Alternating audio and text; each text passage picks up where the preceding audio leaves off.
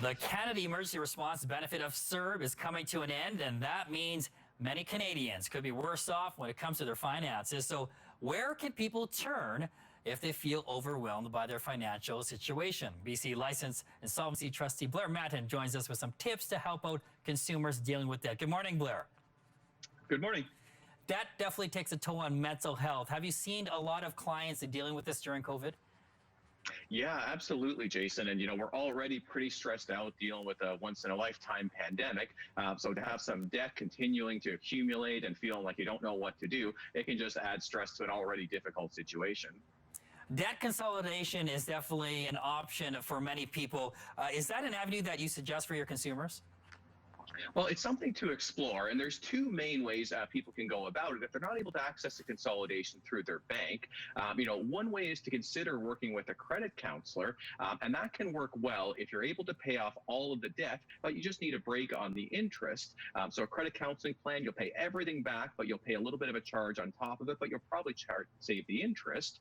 Another great option to consider is what's called a consumer proposal, and not that many people know about a proposal, but what the difference is you actually reduce your debt often by 50 to 70%.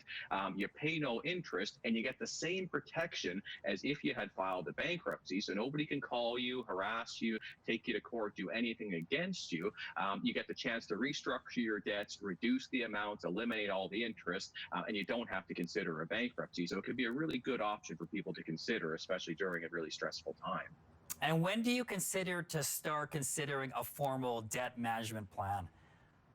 Well, everyone's a little bit different, but a lot of the time, let your stress level be the guide. So if you're feeling anxiety about your finances, upwards of 70% of people who are in debt, their self-esteem is suffering, they're feeling anxiety and depression. But the number one warning sign when people really should look at a debt restructuring plan is, are you only making minimum payments? If you're looking at your credit card statements and it's going to take you 120 years to pay off your debt, even $6,000 of debt can take you 40 years to pay off at minimum payments. So if you just think, well, I'm making minimums and I can't do anything else, that's a great time to have a discussion with a licensed insolvency trustee. Yeah, really tough times now, especially with CERB being wrapped up. Any other helpful tips this morning? Well, I think just to realize, you're not alone.